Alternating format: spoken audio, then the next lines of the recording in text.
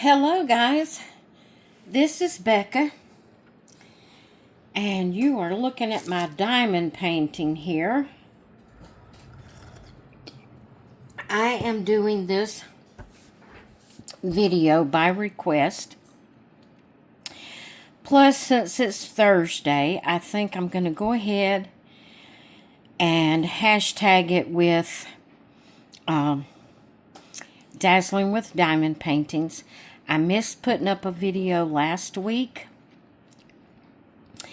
and so I thought it wouldn't hurt if I put it up on Thursday this week. I'm just going to go ahead and hashtag this video with Dazzling with Diamond Painting.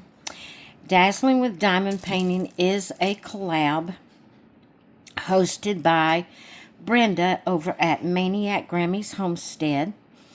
And it's where you get you a diamond painting project. The first of the month, you show us what you're going to be working on.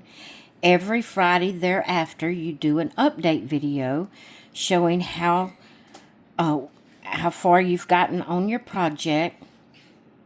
And when you get it complete, you do a video showing your completion, and then just continue on showing the next project. Every Friday, put up a video with an update. So I will use that hashtag in the title. Excuse me, guys. I'm burping and yawning. I'm burping because I have my coffee. Yawning because I'm tired. I had to get up really early this morning to be at a doctor that is an hour away from me. We had to be there at 9 o'clock. So that put us having to get up at 7 o'clock. Which to some people that's late.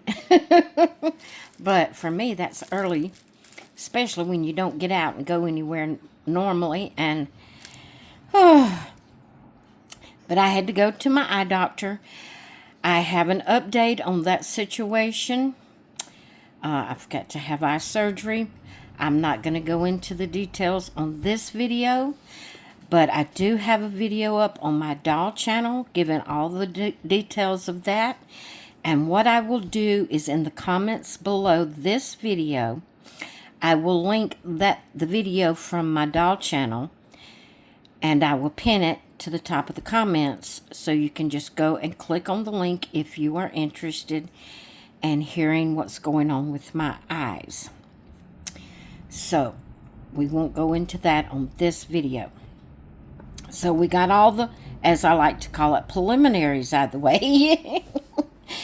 The main reason of doing this video today is I had a request from one of my dolly friends from the doll community. She came over and started watching my craft videos. She came over from the doll community, and she has started, or is going to start. I don't remember if she said she's actually started one, or if she's going to start one. In the South, we say fixing to start, or fixing to do this, or fixing to do that. Although we're not fixing the problem, we're just going to do it. But anyway, I don't know whether she started it or she's going to start it. But there's a few questions she had, and she would like for me to share those on a video. I'm assuming that because me just explaining it to her didn't suffice, she wants to see it, then I'm assuming she's like me. She's more of a visual person. She needs to see it. And I understand that completely. So, there's about 3 things she was asking about. And I'm going to share all 3 of those things in this video. The very first thing she asked me about was my roller. There is all different makes and models and qualities of these rollers. There's all kind. There's this plain, simple plastic kind that you can get pretty cheap, and then there's the more expensive, sturdy kind. I actually purchased this when I was doing other types of crafting, like to roll ink on jelly plates and things like that, is what I got this one for. This one's a more sturdy one. The thing with the plastic one is, you can see right here, it can pop off.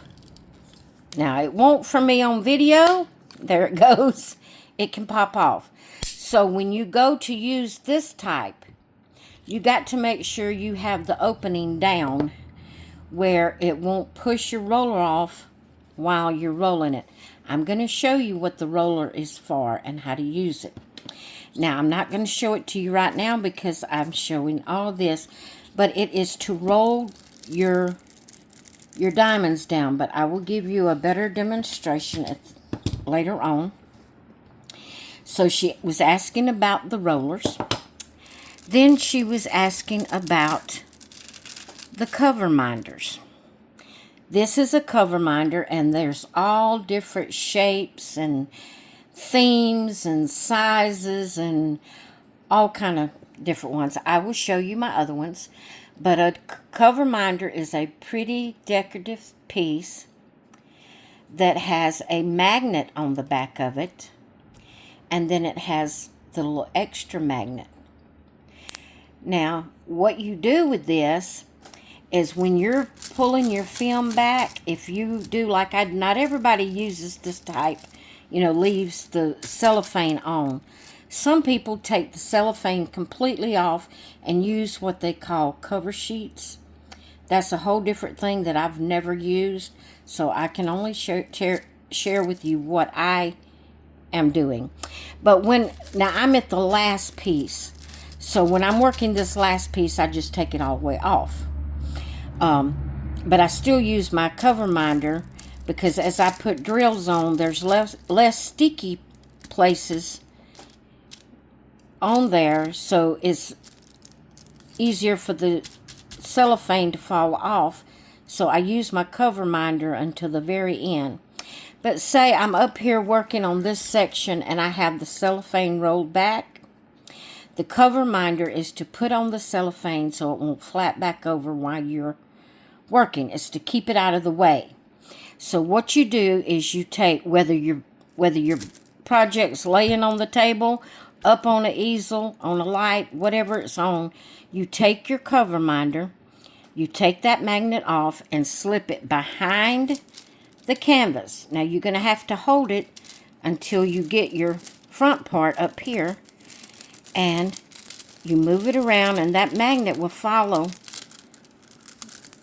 and there's your cover minder, and it will hold your paper in place wherever you want it. So that's what a cover minder is for. That is what it looks like. I'm going to show you the others I have. People on Etsy, I'm sure on eBay, probably even Macari, just about any craft type store has cover minders for diamond painting. But here is an, I always get confused. Okay, this is an angel. I can't see good and I get confused because the angel is just gold right here. That's the angel. And then that's her wings. And then back here is the magnets. I have this one. I have this little,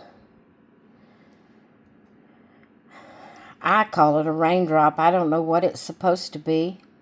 It's a little light bulb, raindrop, whatever looking thing. It's sparkly. And it has the two magnets. One that is glued to the actual cover minder and the one you take off. This is the very first cover minder that I purchased. And I can't get it in frame. And I lost the magnet to this one And I thought I had a magnet on.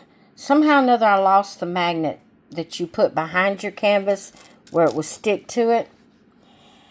And I can't find it. And I thought I had just an empty magnet on my refrigerator that a refrigerator magnet came off of, but I didn't. When I went and looked, I didn't. I guess I left it stuck on my old refrigerator when we had to get a new one. So this one I can't use until I can get another magnet to go with it. That was the first one I ever bought. And then I have a little pink dolphin. Like I said, you can get them in all different shapes and sizes and themes, and people like to collect them and kind of theme them up with whatever kind of diamond painting, but that's if you have a lot of money to put into things like that. I've got the ones I got some, and that's it. I like this one the best. This is the one I use the most. All right. So, that's the rollers. That's the cover minder, and that's what it's for, is to hold your paper in whatever position you want it in. So, the next thing she asked me was there any kind of thing that stretched your canvas out and held it in place? Because, when you get it, they're rolled up. Well, as you see, I have mine here. Now, you can just get a piece of board and just a plain old easel to set it on. You can get these clips and just clip it on your board how you want it. Or you can go a little bit more expensive, and I have to have this because of my eyes. This is a light. It's really for art, like you're tracing, but people use it for diamond painting. But it is a light pad, is what it's called. You turn it on. You clip your piece of your canvas, whatever you're using, clip it onto your light.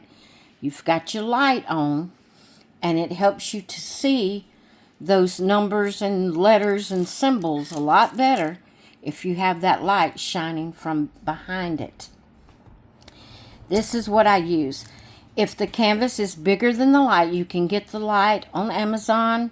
The one I got came with these clips and the easel. You can buy the light pad, and there's some that's just the light pad, but there's some you can get that comes with the easel and the clips with it. That's the one I got. So I have my easel right here. That came with it. You just set your light pad on it. You clip your canvas on it. Turn your light on, and you're good to go.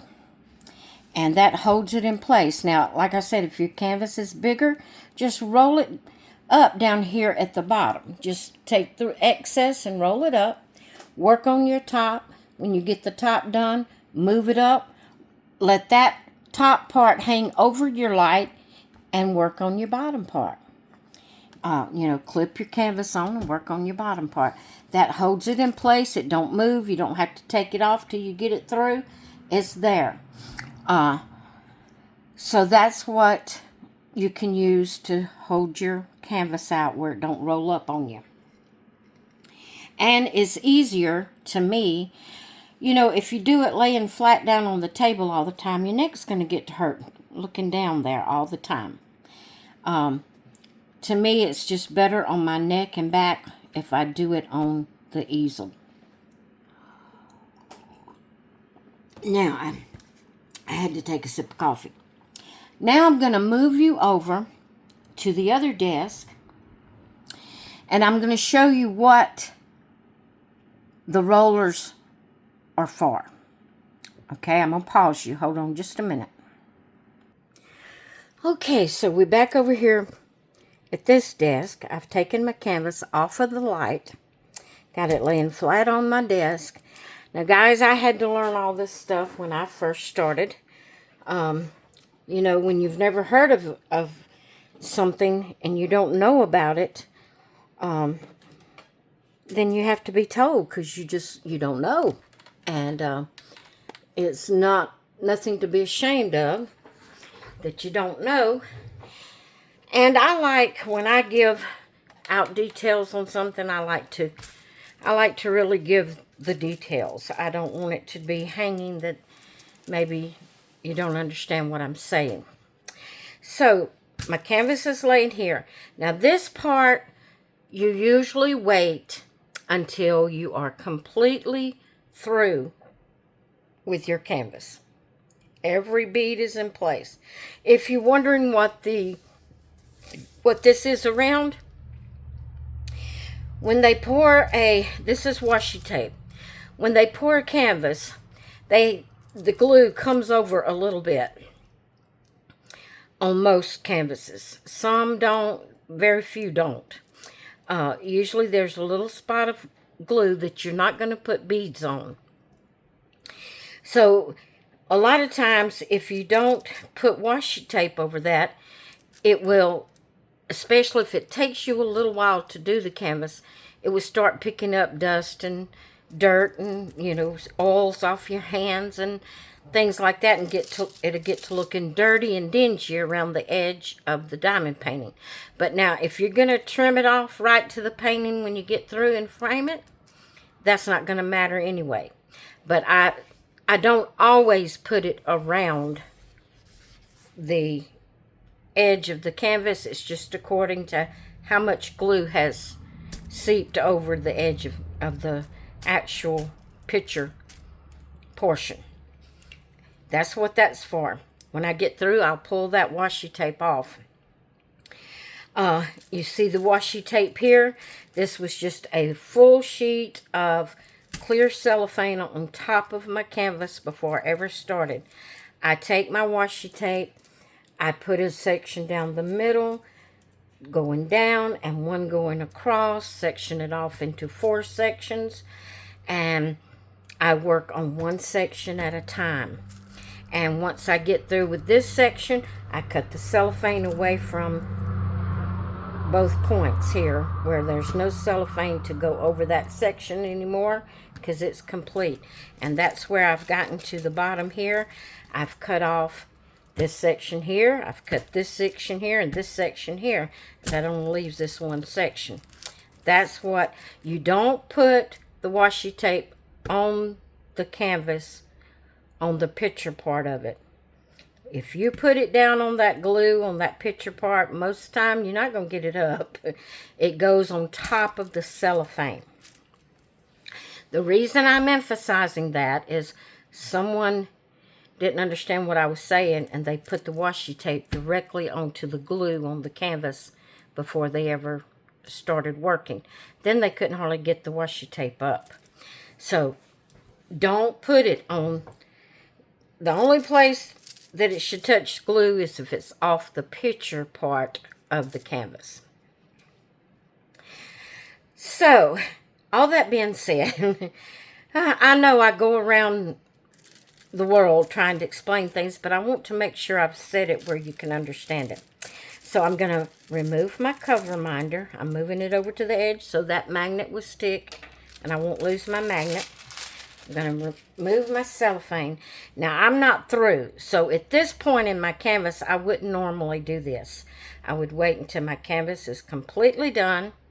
I prefer this roller because I don't have to worry about putting it on there, you know, holding my roller in the wrong direction and it popping off. I've done that several times.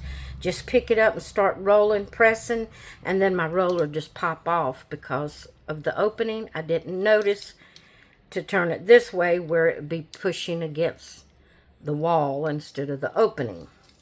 So I prefer this one. You get whichever one you got is fine. Just make sure if it's open like that, that you notice how you put it on there.